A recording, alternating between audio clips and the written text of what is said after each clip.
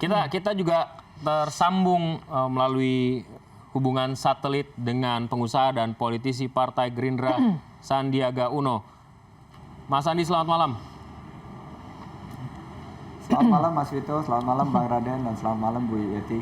Selamat malam. Selain ramai bicara tentang menuju DKI 1, nama Anda tiba-tiba muncul akhir pekan lalu terkait dengan Panama Papers. Apa hubungan Anda dengan Mossack Fonseca sebenarnya?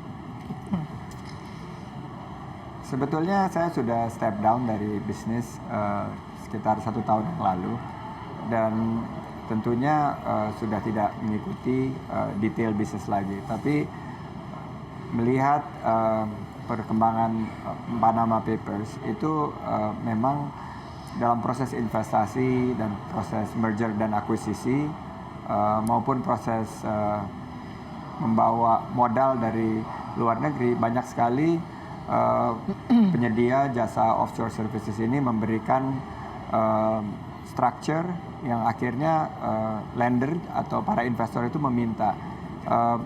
Oleh karena itu penyedia offshore service itu lumrah dipakai dalam proses investasi dan merger akuisisi.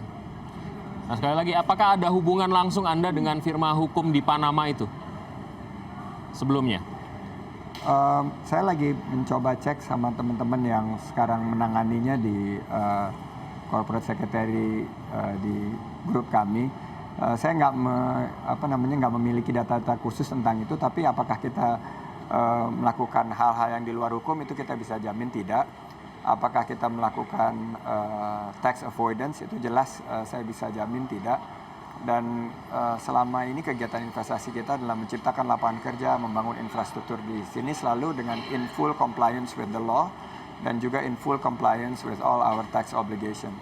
Ya, pertanyaan selanjutnya, apakah kemudian Anda punya investasi di luar negeri dan menggunakan jasa pihak ketiga seperti Fonseca ini? Semua investasi kita di luar negeri tentunya sudah terdisclose karena kita adalah perusahaan publik, dan tentunya itu ada dalam skema keterbukaan dan full disclosure yang kami lakukan. Baik, Pak Raden, kemudian apa yang harus kita cermati terkait dengan ini? Kan harus diteliti terlebih dahulu. Langkah pertama yang harus diteliti seperti apa? Ya, tentu seperti yang saya katakan tadi.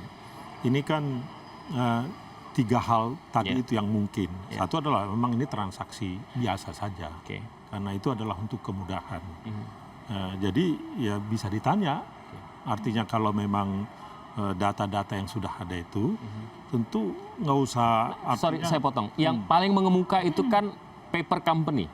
Paper company itu kan pengetahuan kita yang awam ini adalah perusahaan yang hanya ada suratnya saja untuk mentransfer aset, resources dari satu negara ke negara itu, di mana paper company itu berada. Ya, kegiatan nggak ada di sana. Ketika paper company itu yang kita sebut, apakah itu termasuk ilegal? Dan itu yang disebut dengan bagian dari tax avoidance? Itu tidak ilegal, itu legal secara ini, di sananya.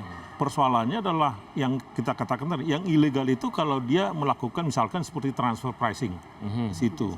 Ya, mekanismenya seperti apa sih transfer pricing begini, misalkan perusahaan di Indonesia lah ini, mineral, katakan batu bara katanya. Katakan batu bara nih, disebutkan dia harga batu bara $100 per ton. Nah, terus dilaporkan ya $50 per ton. Di sana itu ada company, dia juga sebetulnya kalau ditelus-telusuri dia juga. Nah, di sana itu kan dia bayarnya $50, padahal harganya kan $100. Jadi kita jual ke sana dengan harga $50. Pajaknya adalah bagian dari objek $50 itu. Iya, di sini kan bisa aja perusahaannya malah rugi kan. Dia nggak bayar pajak. Di sana untung dia. Karena tarif pajak di sana jauh lebih murah. Di sini dia nggak bayar, di sini dia rugi, di sana untung, tapi bayar pajak di sana lebih murah kan. Bisa juga yang satu lagi adalah misalkan saya mengimpor nih dari sini. Impor saya taruh di Panama nih. Misalkan ada dari Jerman ini, taruh impor biji besi misalnya. Biji besi ya, dari Jerman, katakan ini dari Jerman, biji besi bukan dari Jerman. Ya misalnya katakanlah. Ya dari Australia lah. Mentega lah misalnya apapun itu. Dari Australia sepertinya di ekspor dulu ke itu Panama. ke Panama. Di Panama itu perusahaan saya nih. Ya. Sebetulnya harga daripada biji besi ini katakan $1.000 per ton, katakan ini. Nah, kemudian diekspor ke Indonesia itu harganya menjadi $2.000. Ya kan? Ya. Lihat di situ. Ya, $2.000. Di Panama yang untung kan? Konsep itu Ya. termasuk ilegal atau itu it's part of Oh, itu ilegal jadinya. Ilegalnya itu adalah karena ada tax avoidance di situ dari sisi pajaknya. Itu loh. Nah, kalau perusahaan di sananya itu tidak ilegal, ya tapi kegiatannya itu ilegal. menjadi ilegal jadinya. Ya. Walaupun kita bisa bilang Perusahaannya enggak. Ya. Perusahaannya untung di situ, dia memanfaatkan pajaknya itu. Perusahaannya dia juga.